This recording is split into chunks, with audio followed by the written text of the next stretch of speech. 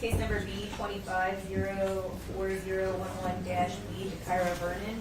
You've been indicted with 3 counts of assault, 2 counts of aggravated riot, and 3 counts of felonious assault. Have you received a copy of your indictment? She has. The plea is not guilty. It's $200,000 with EMD if she's able to post that. I'm not asking to raise the bond, even though there has been additional charges. Again, I'll say this for every defendant. The grand jury added 2 counts of felonious assault and 2 counts of misdemeanor assault against Ms. Vernon. When she went through room A, she only had 1 such count of each, as well as an aggravated riot. I think that the bond is appropriate for her involvement here. And with that, we ask you to keep the same bond, Judge. The officer didn't mark bond preference. Officer, you're here today. Is there a bond preference? Keep it the same, sir. Okay, thank you. Mr. Bennett?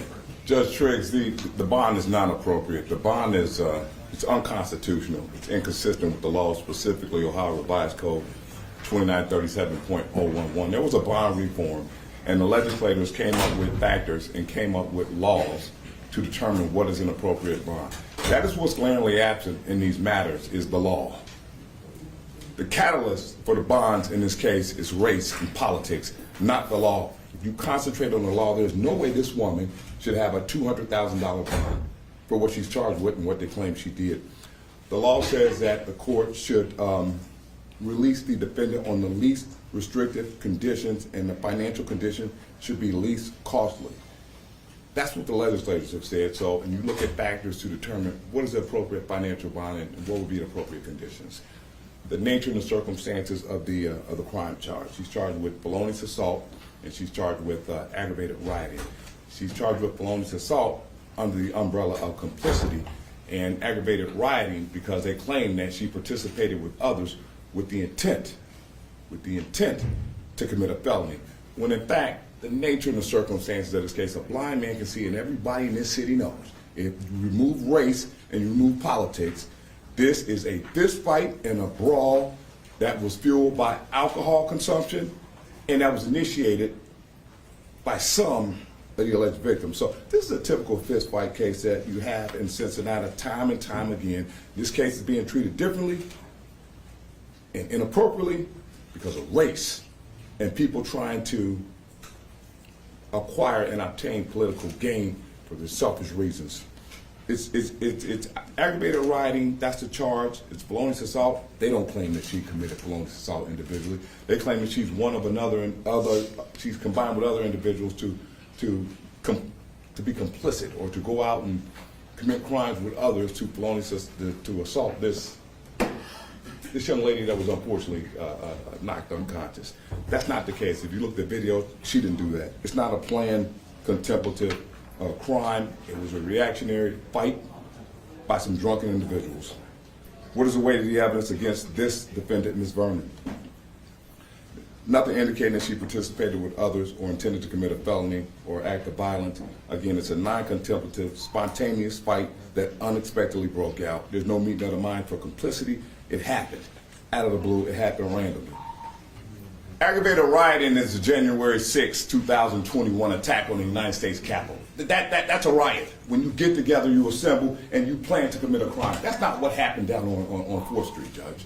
So the weight of the evidence and the nature of the circumstances against this defendant for aggravated rioting is weak. And felonious assault, again, there's no complicity here. It's weak, and they committed felonious assault. She individually committed assault, but because she's allegedly with these other individuals, it's complicity. Yeah, it's not there, Judge. The other factors is strong family ties. She lives with her mother.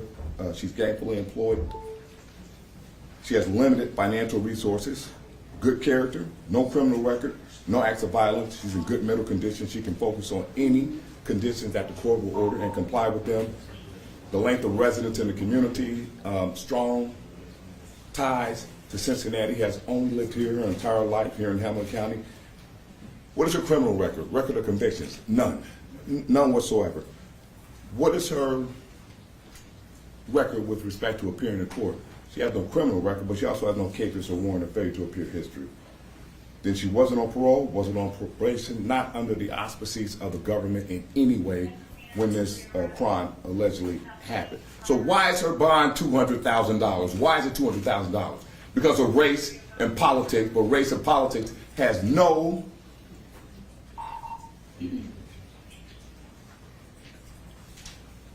it should not be considered in a court of law. That's the imperative of judicial integrity. It's unconstitutional to consider race. It's strictly prohibited by the United States Constitution. Studies by the Ohio Supreme Court have said the issue of race and racial disparity still exists in the state of Ohio, and this is an example of it. It's wrong, and I'm asking the court to make it right by giving a bond that does not consider race and does not consider politics, a bond that is consistent with the law, consistent with her history, and consistent with what she allegedly did. And I think that bond would be, and I'm going to echo the sentiments of Ms. Deardorff, because I've looked at the other felonious assault cases and the aggravated rioting cases, and a bond, typically for a young lady like this, is an OR bond with a stay-away order. And that's what I'm asking for you. Yes, sir. Several points, Your Honor. This is my case, and for Mr. Bennett to say to the public that this case is driven by race and by politics is clearly offensive. I've known Mr. Bennett close to 30 years. He knows for a fact I don't have a racist bone in my body. I did his job for almost 20 years. We've had cases against each other. We've cases with each other. And for him to sit here in open court and say that this case is driven by race and politics is beyond the pale. He also misstates the characterization of the conduct his client is accused of. And he has not had the opportunity to review all the videos. As I've told the court, I have. She is in direct physical contact with the victim on count 6, felonious assault, and clearly on count 8, the felonious assault. Count 6 is HR. That's GN, Your Honor. So not HR. HR is count 8. She's also directly involved with HR. Okay. She strikes both of them several times, and let me be clear, this particular defendant interjected herself. She was not part of the original fight. She was down there and retrieved several items of property from one of the co-defendant's vehicles that was parked out front. And when the actual assault broke out, she was on the perimeter. As the fight progressed, she interjected herself. These people had no contact with her, yet she saw an opportunity. She jumped into the melee. She kicked. She stomped and had direct contact that caused concussions to these two particular victims. That are the facts. I'm not here to grandstand. I'm not here to state what I think this case is about. This case has nothing to do with race. This case has absolutely nothing to do with politics. I'm the most apolitical guy you'll find.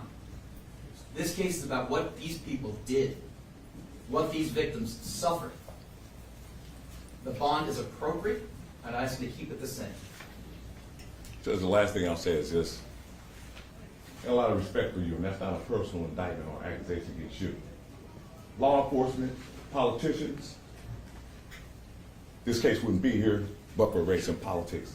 It's not an accusation against you, and I think everybody practicing law in this courtroom knows it.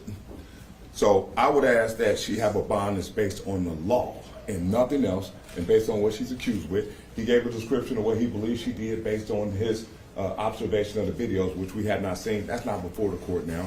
That's his opinion. It still doesn't change the nature and the circumstances of the crime.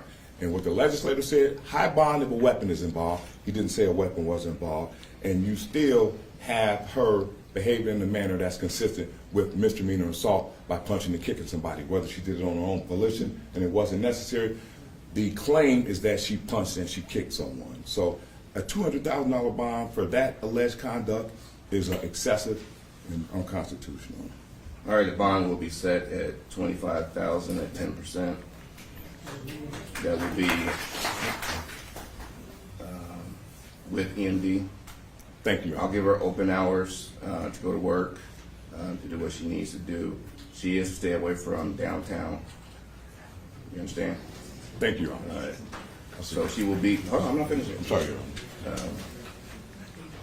If she tampers with her monitoring unit in any way, or is in the downtown area outside of her hours in any way, according to EMD, the bond will be